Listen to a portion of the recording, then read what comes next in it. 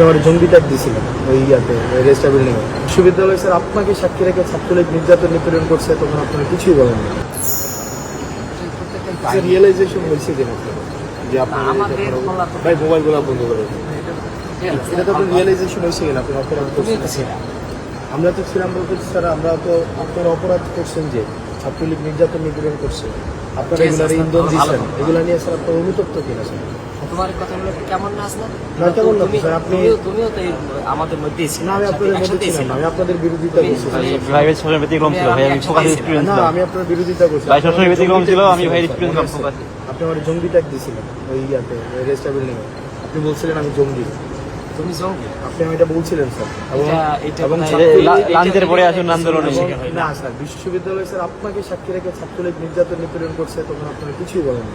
এবং sir realisation হলে তো ফাইন, আপনারা আমাদের সমাজের বিবেক, রিয়েলাইজেশন এটা হয় কিনা যে স্যার এটা অত্যাচার, যে কোনো অন্যায় হইলে সেটা আপনাদের এই রিয়েলাইজেশন হয় কিনা স্যার? আমাদের বলা তো ওইটা তো বলো, প্রত্যেকটা মানুষের আপনাদের বলতে আমি ব্যক্তিগতভাবে মনে করি যে কোনো অন্যায় হইলে সেটা স্যার আপনার সময় অন্যায় হয় না বিশ্ববিদ্যালয় স্যার গেস্টরুম গণরম অন্যায় হয় না, না? গেস্ট রুম গঠন থেকে ধারাবাহিকভাবে প্রক্রিয়া চলে আসে। এটা আপনার সময় ছিল কি? না না, আমার সময় ছিল, কিন্তু আমার কিন্তু উদ্যোগগুলো আমারই নেওয়া ছিল। তো জানেন স্যার এগুলা নিরসনের না না হাসনাত, এটাও তুমি স্বীকার জাতি করবা। হিসাবে নিয়ে আপনাদের লেখা পড়ার তারপর হচ্ছে ক্লাসের মধ্যে এই জিনিসগুলো আসা উচিত, না না, রিফ্লেকশন হওয়া এটাও উচিত। তুমি স্বীকার করবা যে পদক্ষেপগুলো সেগুলো কিন্তু আমি নিয়েছিলাম, এটাও না, স্বীকার ওই করবা। অর্থে না স্যার, আপনারা সবসময় কোন ডিনাই করছেন অর্থে সেটা ভিন্ন, কিন্তু শুরুটা কিন্তু আমিই করেছিলাম নির্যাতন নিপীড়ন এবং তোমরা হয়তো সহযোগিতা করছি না।